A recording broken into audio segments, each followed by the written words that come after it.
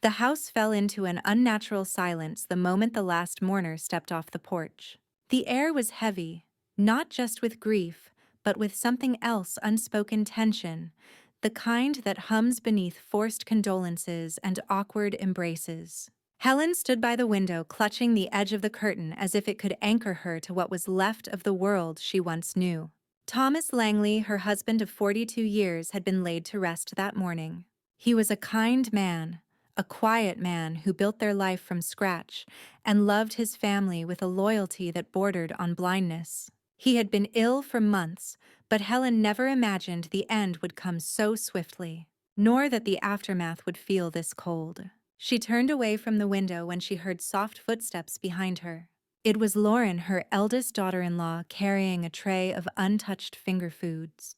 "We can wrap these up for later," Lauren offered, not meeting Helen's eyes. Helen only nodded. In the dining room, someone laughed. It was sharp and loud, out of place. The sound startled her. When she turned her head, she saw her children, Mark, Daniel, and Elise, huddled together.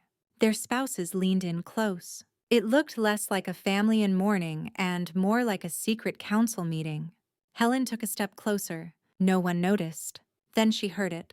A whisper. Just a few words, too soft for most, but sharp enough for Helen to catch. "We need to take care of it before she starts asking questions."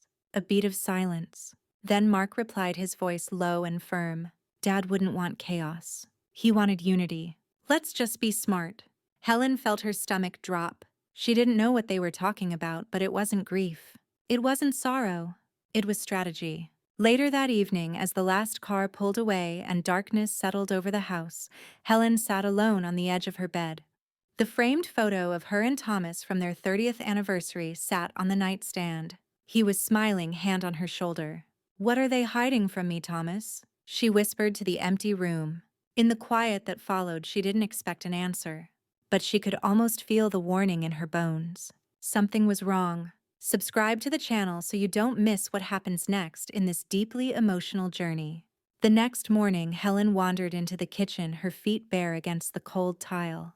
For decades, that room had been the heart of the house, where the children argued over cereal, where Thomas read his paper with glasses perched on his nose. But that day it felt sterile, abandoned. She poured herself a cup of coffee and sat at the long oak table. Thomas's chair, high-backed, always slightly askew, remained empty. She didn't have the heart to move it. Footsteps echoed upstairs. Then voices: Elise's sharp whisper, then Daniel's sigh. Helen strained to hear, but it faded. They had all stayed overnight, claiming they wanted to be close to her. But so far, none had really looked her in the eye. Her hand absently moved to the drawer beside her, the one where Thomas kept the household documents. She opened it slowly. Neatly stacked bills. A few old warranties. But no will. Odd. Thomas had mentioned his updated will more than once, especially after his diagnosis. He'd told her not to worry.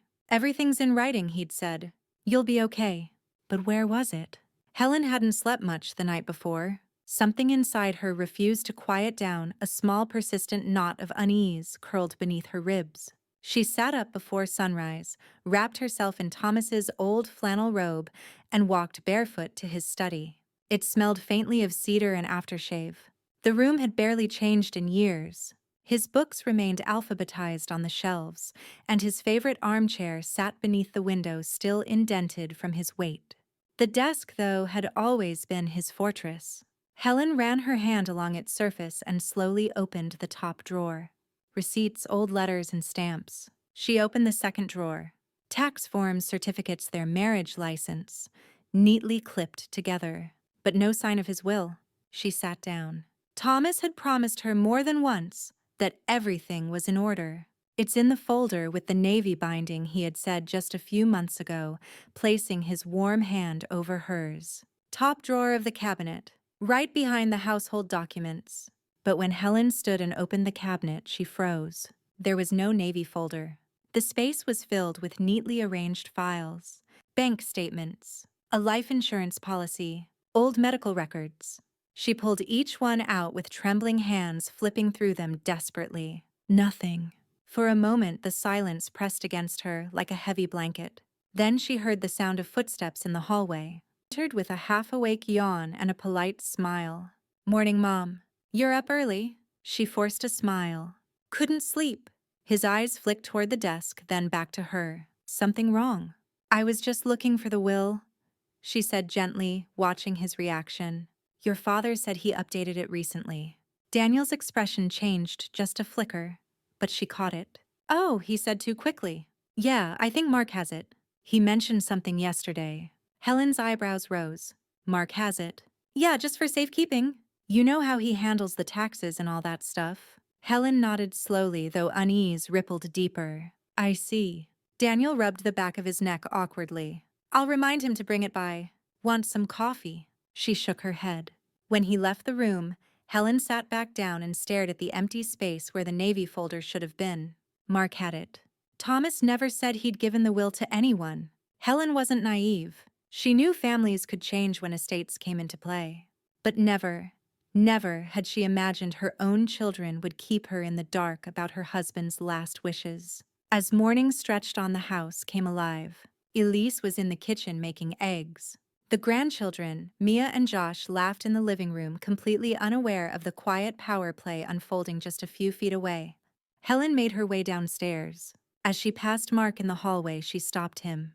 "Daniel said you have your father's will." Mark looked startled, then recovered too quickly. "Oh, yeah. I was going to give it to you. Just hadn't gotten around to it." "Can I see it?" she asked, her voice calm but firm. He hesitated, then offered a smile that didn't reach his eyes. "Of course. Just need to grab it from the car. I'll bring it in later." Helen nodded, but the pit in her stomach only grew. Something didn't feel right. Thomas had been meticulous, always making sure she was taken care of. If he had given the will to Mark, why hadn't he told her? That afternoon she waited, but the will never came. Mark left for a quick errand and didn't return until late evening. When he did, he said he'd forgotten to bring it in. By the third day, Helen stopped asking. She began to understand. That evening, Helen decided not to wait any longer. If no one was going to give her answers, she would ask the questions herself at the dinner table, where at least they'd all be sitting together pretending to be a family. She prepared the meal herself as always. Roast chicken with thyme and lemon, mashed potatoes the way Thomas used to like them. She didn't mind cooking, it grounded her. But as she stirred the gravy, her hands trembled. At 6:30, the dining room filled. Elise carried a salad bowl. Mark brought a bottle of wine. The children giggled and climbed into their chairs. Daniel entered last, offering to carve the chicken, trying to act casual. Helen watched them all. They seemed normal, relaxed, a happy family. It made her stomach turn. They ate in relative peace. Helen asked the children about school. Mia recited a poem from memory. Josh mumbled something about a science fair. Elise beamed with maternal pride. Then Helen cleared her throat. "I was going through your father's things this morning," she began. "Looking for his will." The room fell quiet. "Oh," Elise said carefully. "Didn't Mark say he had it?" Helen turned to her middle son. "He did. Twice. But I haven't seen it yet." Mark dabbed his mouth with a napkin, buying time. "I left it at the office by mistake." "I'll bring it tomorrow, Mom. Promise." "I'd like to see it tonight," she said evenly, holding his gaze. "Or at least a copy." The silence thickened. The only sound was the clink of Mia's fork against her plate. Daniel cleared his throat. "Mom, I know you're grieving, but maybe this isn't the right time. It's just legal stuff. We're all family here." Helen looked at him, really looked at him, and for the first time in months, maybe years, she saw it. The veiled condescension in his tone, the dismissal masked as concern. She set her fork down gently. "You know what Thomas told me 2 months before he passed? He said, 'Everything is taken care of, Helen. You'll never have to worry.' And yet, here I am, worrying." Elise's smile faltered. "You're not being shut out, Helen. We're just trying to handle things." "I see," Helen said, pushing back her chair. "And what exactly are you trying to handle?" The question hung in the air. Mark looked annoyed now. "Look, it's not a big deal. The will just states the obvious. Everything goes to you, then us later. That's how it always works." Helen's eyes narrowed. "And you know this because you've read it?" Mark hesitated. "Yes. Dad showed it to me a while ago." A cold current ran through her. "But not to me." Daniel intervened again. Mom, can we not do this right now? The kids. The kids can hear it. She snapped, surprising even herself. They should hear how their father's family treats the woman who built this house, who stood beside her husband for 43 years. Elise opened her mouth to speak, but Helen stood. I'll ask one more time, Mark. Do you have the will? His jaw tightened. I'll bring it tomorrow. That's all I can say. No, Helen said. It's not. That night, after everyone had gone to bed, Helen sat alone at the kitchen table. The wine was untouched. Her appetite had vanished. Her eyes drifted to the empty chair across from her. It was Thomas's spot. He would have known what to say. He would have made sure she never had to beg for answers. But now she was alone. And something was deeply wrong. It was no longer just grief. It was betrayal, quiet and creeping. And Helen realized she might be the only one left who cared about doing what was right. The next morning brought no answers, only silence. Mark didn't show up. He didn't call. No copy of the will was delivered. Helen waited until noon, staring at the driveway from her window like a soldier on watch. Nothing. Not even a text. By 1 p.m., she made herself a sandwich she didn't eat. By 3 p.m., she started packing a suitcase just to see how it felt. At 4:27 p.m., Elise knocked on the door. Helen opened it without a word. Mark's busy, Elise said, sheepish. He's swamped with work. I'm sure, Helen replied. Elise stepped inside, clutching her tote bag like a shield. Look, Helen, I know this has all been overwhelming, and Mark didn't mean to upset you.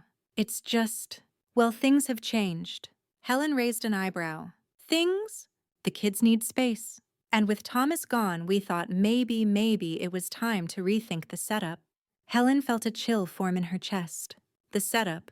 Your room, Elise said carefully, like walking on glass. It's big, and it's right across from the kids. We just thought maybe, since the basement has a bathroom and its own entrance, it might make sense if you moved down there. Helen stared at her. Not because she didn't understand, but because she did.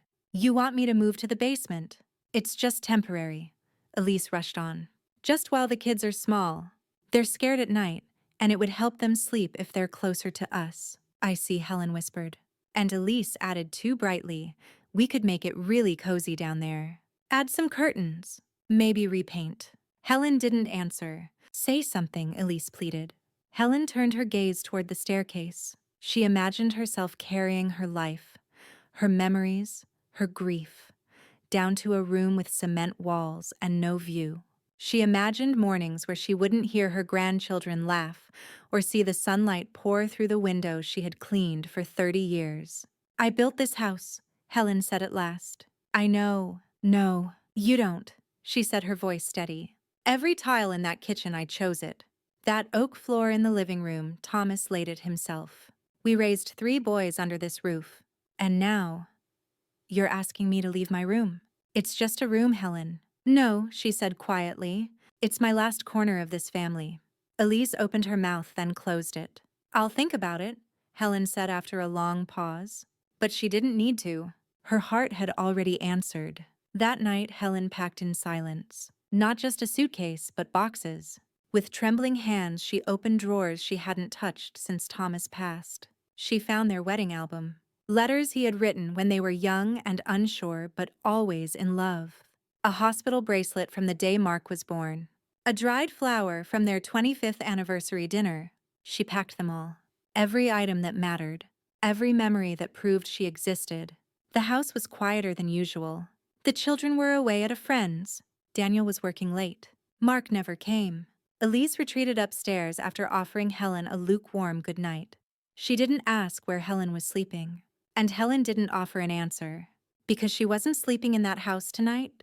By sunrise, Helen had made up her mind. She didn't need their permission. She didn't need their pity. What she needed was air. Her own air. The kind that didn't smell like guilt and forgotten birthdays. She brewed a pot of coffee just the way Thomas liked it. Strong, bitter, no sugar. As it bubbled, she sat down at the kitchen table and took out her notebook. The same one she used to jot grocery lists and school reminders. Now it became her strategy book. Page 1. Where will I go? She thought of her cousin Myra, who lived in a coastal town 4 hours south. They hadn't seen each other in 10 years, but Myra never missed a Christmas card. Helen remembered her last note. If it ever gets too quiet up there, come down and watch the waves with me. It was time. She scribbled, call Myra, ask about rental near the beach, find lawyer, close bank account, change mailing address. Her heart thudded not with fear but anticipation. For decades, Helen had run on other people's needs. She woke early for babies. She stayed up late for husbands. She loaned money to children. Now she would wake up. For herself. At 8:03 a.m., she called Myra. Mira, it's Helen. A pause. Helen Tandy. My God. Is everything okay? Not really. But it's going to be. Myra's voice turned warm. Tell me everything. Helen told her. Not in anger, not even in tears. Just facts. Plain hard truths. About the basement, about the missing will, about feeling like a ghost in her own house. Myra didn't interrupt. When Helen finished, Myra simply said, there's a rental cottage 2 doors down from me. Small but sunny, ocean view. The owner's been wanting someone quiet, someone reliable. That's you, Helen. Helen exhaled slowly. Would you mind asking for me? I'll walk over now. Helen smiled. For the first time in weeks, she felt something that almost resembled hope. That afternoon, she called Mr. Preston Thomas's old lawyer. She didn't want Mark handling any more paperwork. She wanted her own terms, her own say. Mr. Preston was surprised but respectful. I'll draw up new documents for your estate, Mrs. Tandy, he said. And just to be clear, you're not obligated to give your assets to anyone you don't want to. I know, she said. He paused. That's a powerful thing to know. Later that evening, Helen sat on the porch sipping tea from her favorite blue mug. The house was quiet. The family had gone out to dinner without inviting her. Again, she didn't care anymore. From her notebook, she tore out a page and began to write a letter. Dear Mark, Elise, and kids, by the time you read this, I will be gone. Not forever, but far enough. Please don't come looking for me. This isn't punishment. This is self-preservation. I have lived for others all my life. I will now live for myself. I've left behind everything I could no longer carry, and taken with me only what truly matters. Do not be angry. Be better. Love. Mom. She folded it neatly. No tears. No drama. Just truth. Then she stood up, went inside, and locked the bedroom door for the very last time. It was still dark when Helen woke up the next morning. 4:47 a.m. The silence was thick, the kind that only exists before the world stirs. She sat up slowly, her joints stiff but her spirit clear. There would be no dramatic exits, no confrontations, just a quiet goodbye, not because she was afraid, but because she finally knew they wouldn't hear her, even if she screamed. She dressed carefully. A navy cardigan Hugh once gave her, soft and worn, and her black flats, the pair she always saved for important occasions. Today felt important. Helen packed lightly. A duffel bag with essentials, a photo album, the old recipe box she couldn't bear to leave, and Hugh's pocket watch. Everything else could stay behind, and with it, the years of being an afterthought. By 5:15, she had written names on masking tape and stuck them to certain pieces of furniture. For Elliot, the chess set they used to play with on rainy afternoons. For Maddie, her grandmother's embroidered blanket. For no one, the armoire Mark had always wanted to sell. She left the envelope with her letter propped up against a vase of wilting flowers on the dining table, the same table where she had once served birthday cakes and Sunday roasts. She stood there a moment looking at the family photos on the wall. In one, she was holding baby Maddie, smiling, her eyes bright with pride. In another, Hugh had his arm around her waist during their 25th anniversary trip to Oregon.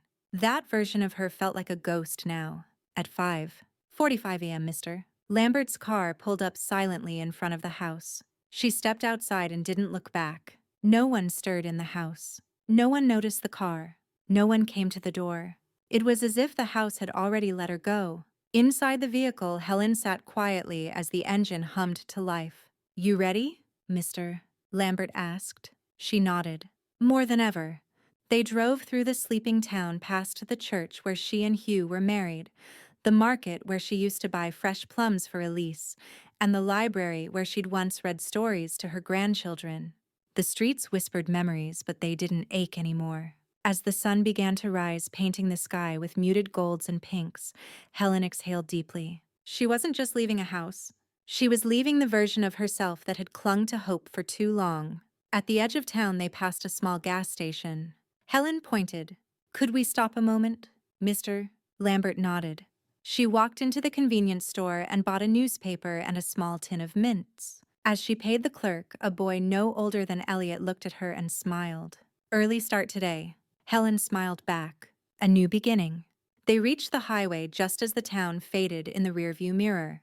Helen leaned her head against the window, the landscape rushing by. "I think Hugh would be proud," she said softly. Mr. Lambert glanced over. "He always knew you were stronger than you let on." Helen didn't answer. Her eyes were focused on the road ahead, her new life waiting. And for the first time in a very, very long time, she felt like she belonged to herself. The morning unfolded slowly at the Marshall household, just like any other. Maddie burst into the kitchen in search of cereal, still groggy, while Elliot grunted a tired morning without looking up from his phone. Mark and Elise, still in their robes, wandered into the dining room expecting coffee breakfast, the same quiet structure Helen always upheld. But what greeted them wasn't warm eggs or the scent of toast. It was an envelope. Just sitting there on the center of the table, unassuming, silent, but heavy with consequence.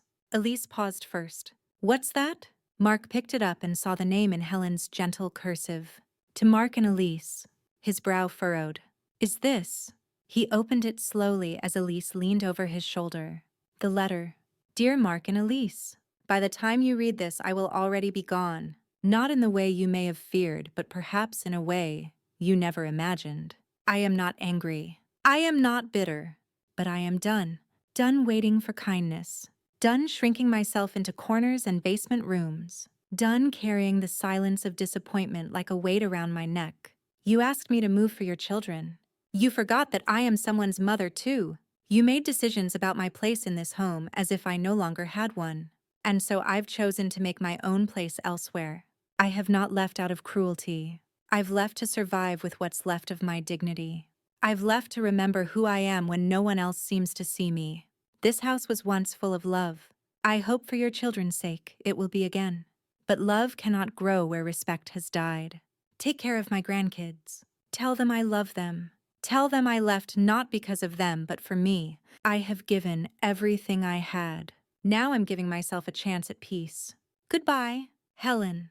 The silence that followed was deafening. Elise's lips trembled, unsure whether to defend or deny. Mark sat stunned, the paper still in his hands, his fingers trembling. Elliot wandered in, grabbing a juice box. "Where's Grandma?" No one answered. In the following minutes, the house felt colder. Empty, as if something essential had been removed. Not just a person, but the warmth that person brought. Elise reread the letter. "Do you think she really left?" "Like left." Mark shook his head slowly. "She took her things. Her bag's gone. But where would she go?" He didn't answer. The idea of Helen, self-effacing, gentle Helen, simply walking out was inconceivable. And yet there it was. In black ink and restrained grace. A boundary drawn. Elise reached for her phone. "I'm calling her." Voicemail. Later that afternoon, Elise sat alone in the basement, Helen's old space. The bed still made. Books neatly aligned. A photograph of Hugh on the nightstand. She stared at the ceiling. Somewhere above her, the kitchen bustled. The children argued over snacks and life went on. But here in the quiet of that cold basement, the truth settled in. Helen had finally spoken. Not with shouting, but with absence. The train snaked its way along the coastal tracks, revealing glimpses of open sky and silver-tinted waves. Helen sat by the window, her small suitcase tucked beneath her seat, hands folded tightly in her lap. It had been years since she'd taken a trip for herself, not for anyone else, not for family obligations, not to babysit or deliver casseroles, or play the role of the invisible helper. This was her journey, for once. As the train slowed into the small seaside town of Bayshore Haven, Helen's heart beat faster. Her friend June, who'd moved there 3 years ago, had always spoken about its peace, about the breeze that didn't judge, and the silence that soothed instead of screamed. Waiting at the platform, June waved wildly, her salt and pepper hair swept by the ocean wind, eyes kind as ever. "You came," she said almost in disbelief, pulling Helen into a long hug. "I had to," Helen whispered. "I couldn't stay." They walked the 3 blocks from the station to June's cottage. The town was postcard perfect. Cobblestone paths, pastel homes, fishing boats bobbing in the harbor, old women tending flower boxes.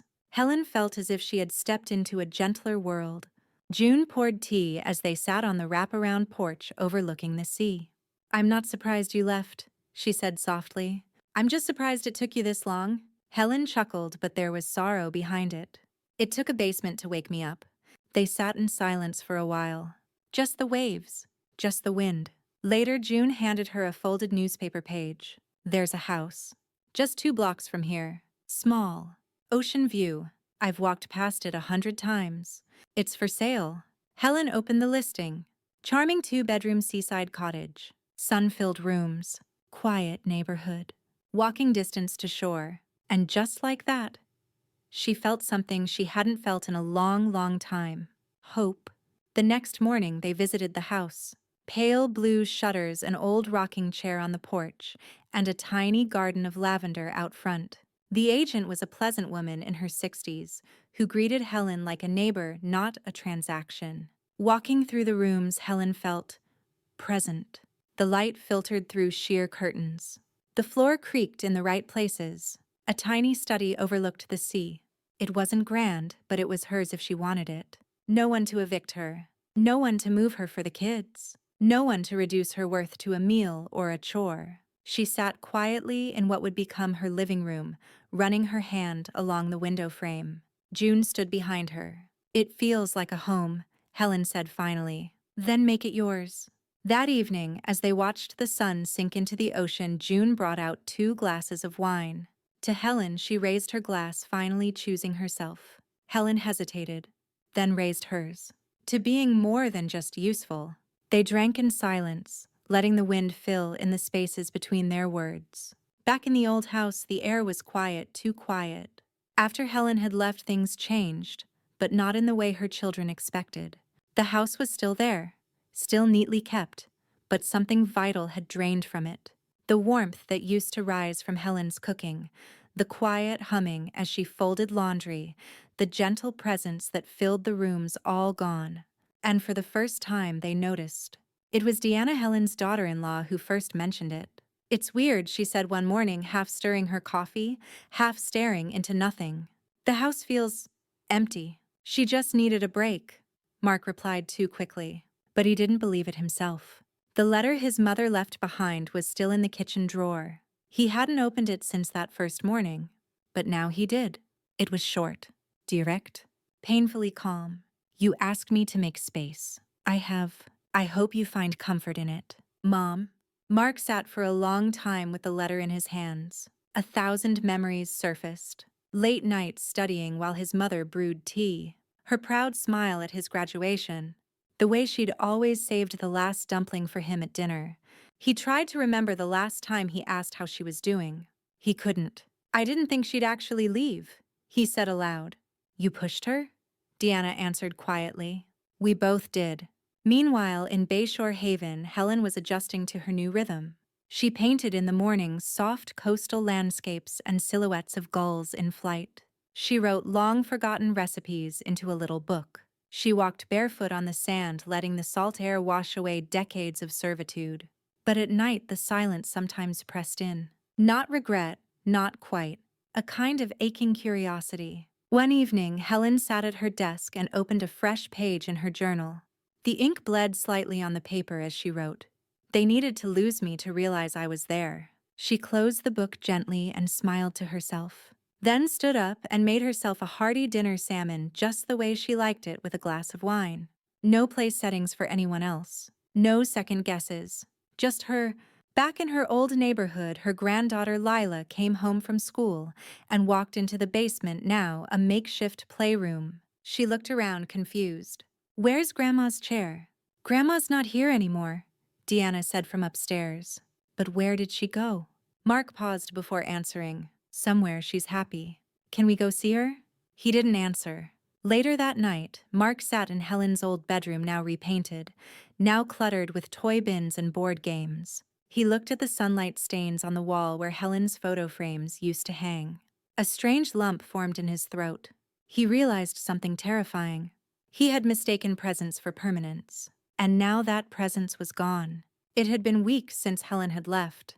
The house in Bayshore Haven had become her sanctuary, not just of solitude, but of self. Every morning she made her coffee exactly how she liked it. Every evening she sat on her porch breathing in the scent of sea breeze and eucalyptus, far from the clamor of obligations that once defined her days. Then one Sunday morning a knock came at her door.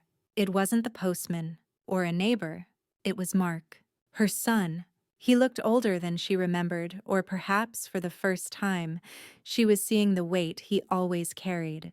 His shirt was wrinkled, his eyes tired, his hands in his pockets like a boy caught doing something wrong. Helen didn't say a word. She opened the door wide. "Come in." They sat at the kitchen table the same way they used to when Mark was 12 and had just flunked a math test. Only now it wasn't about fractions. It was about fractures. "The house feels wrong without you," Mark said. Helen stirred her tea.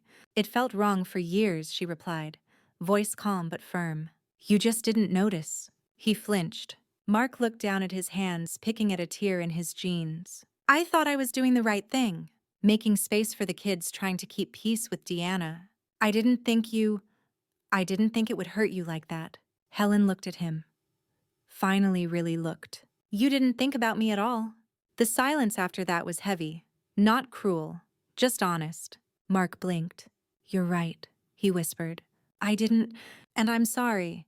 Helen didn't soften immediately. She didn't owe that to him. But something in her shifted, the kind of shift that happens when a truth is finally spoken aloud. "I never asked for much," she said. "Just respect. Just a little space of my own, not because I earned it, but because I exist." Mark nodded slowly. The words sank in. Not like a punishment, but like a lesson far too long delayed. "Why didn't you tell me earlier? Would you have heard me?" she asked gently. He said nothing, and that silence answered everything. Helen stood and refilled his teacup. "I'm not angry, Mark. I'm just done. Done waiting to be seen. Done bending until I disappear." "What now?" he asked, his voice small. "Do you want me to leave?" "You already did," she said, and sat down across from him again. "This is my home now." Mark took a long breath. Then with effort he asked the question that had haunted him since he found the empty bedroom and the letter. Do you still love me?" Helen reached across the table. She didn't say yes. She didn't say no. She took his hand, held it for a moment, then let go. "I love myself enough now not to answer that for you." And that was the real conversation, not the words. The space between them. The understanding that some bonds aren't broken by conflict, they're frayed by neglect. And once they snap, they don't always tie back the same way. As Mark stood to leave, Helen walked him to the door. "Lila misses you," he said. "She's welcome," anytime, Helen answered. "You know that. Can I bring her next week? If you want to." She didn't smile, but she didn't close the door immediately either. That for now was enough. A week passed after Mark's visit. He didn't call. Helen didn't expect him to, and that in itself was telling.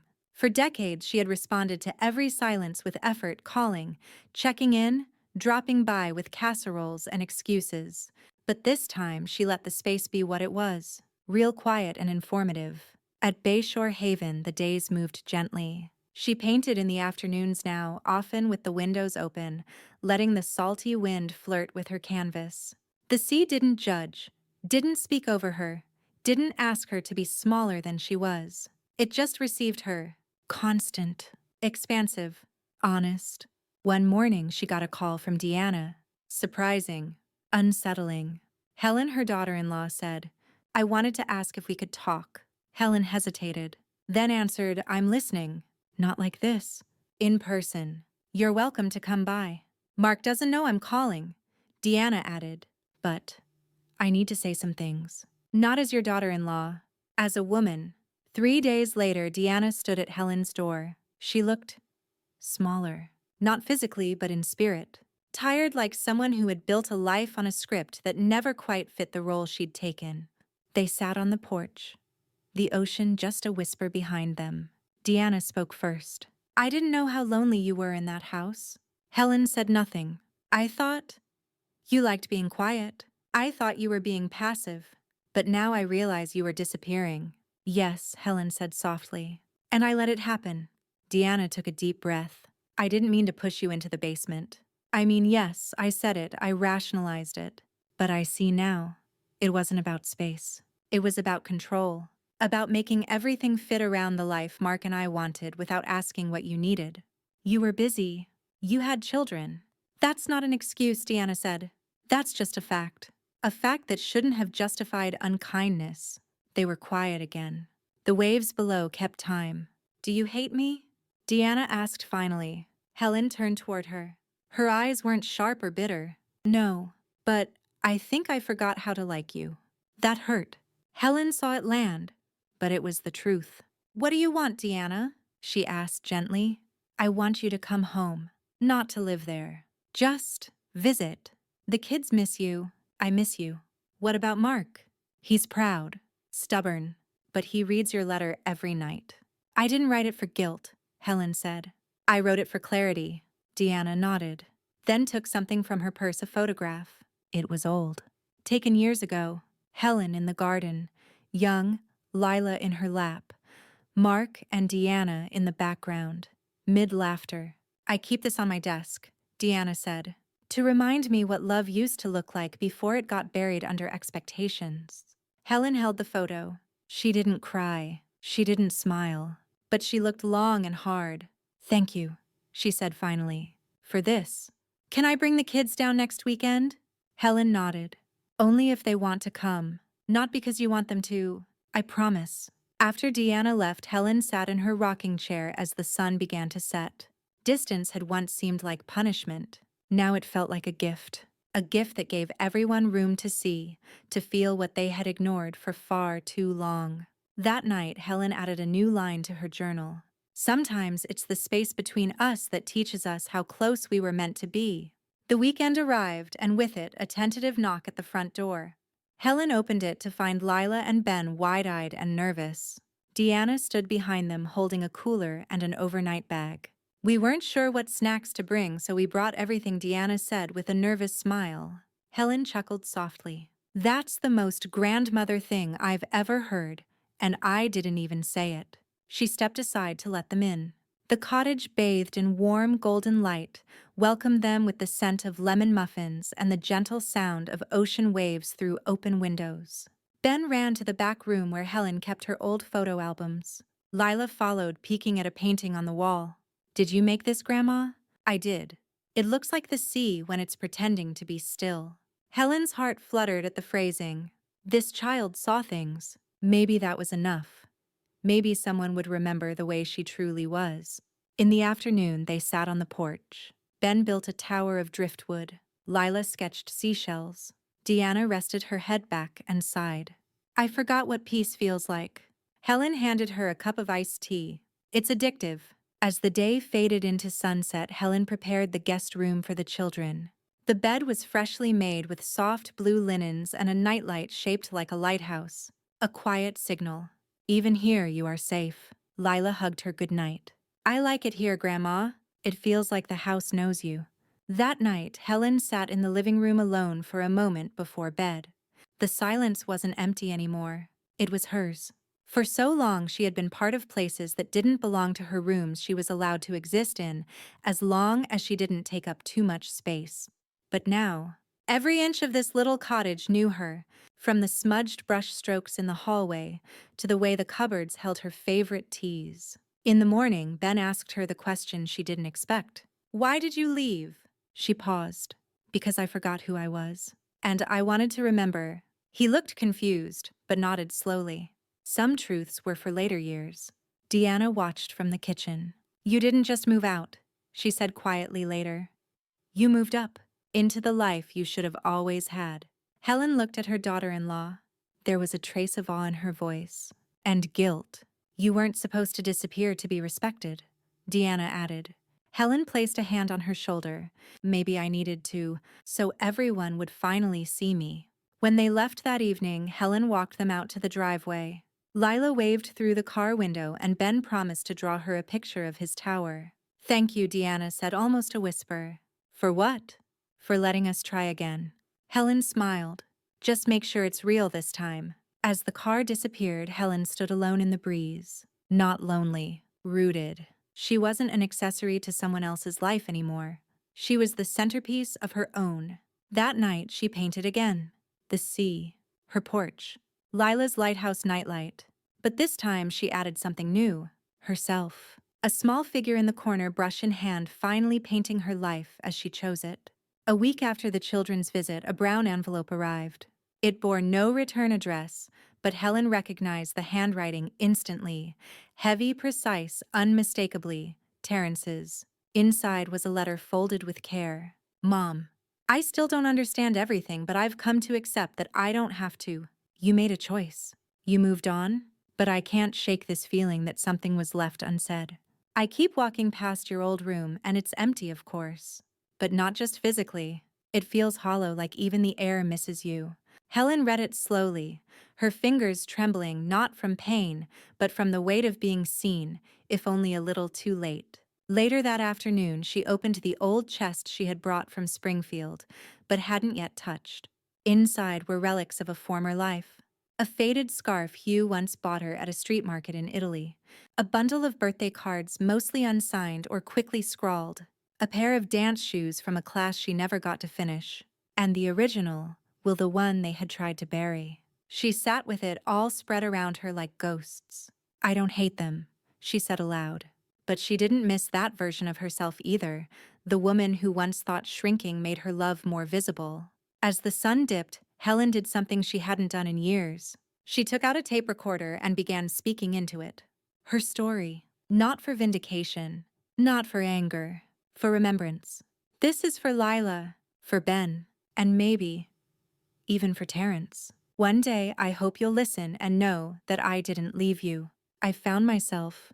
When she was done, she placed the recording in an envelope and labeled it in careful cursive. For when you're ready. Then she took the scarf, the dance shoes, and the will and burned them in the fireplace. Not out of spite, but to reclaim her narrative. Some things she realized weren't meant to be passed down. They were meant to be let go.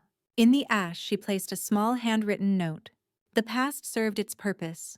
Now it rests. It had been 8 months since Helen moved to the coast. She no longer counted days by distance from her old life, but by the rhythm of waves and the scent of morning coffee on her porch. Her garden bloomed now, herbs soft lavender and sunflowers that turned greedily toward the sea. She had built a life from silence, not in rebellion, but in rebirth. One morning, as she sipped her tea, a small white car pulled up to the cottage. She knew before the door opened that it was Terrence. He stepped out hesitant, his suit too formal for the sand-laced path. In his arms, a box of photo albums and the same scarf she had once burned. No, not the same. A new one, nearly identical. Helen opened the door before he could knock. Hi, Mom. Hi, Terrence. For a moment, no words. Only ocean wind and a shared history that didn't need narration. He entered the cottage like a stranger returning to a place he only ever half knew. He looked around bookshelves with titles his mother now loved, a small easel in the corner, a painting of a child's shoe by the shore. You painted that? He asked. Yes. It's called What's Carried? You. He nodded. They sat down, and Terrence pulled something else from the box, the old cassette tape. I listened to it, he said, voice soft. Then you know, Helen replied. I do, he said. I didn't before, I thought. You leaving was abandonment. It was never about leaving you, she said, reaching across the table. It was about finally arriving at myself. Tears welled in his eyes. Unspoken apologies caught in his throat. Dad would have been proud of you, he whispered. Helen smiled. I think so too. Before leaving, Terrence asked if he could bring Lila and Ben someday. Helen didn't hesitate. Of course. Just know, this home doesn't come with expectations. Only love and boundaries.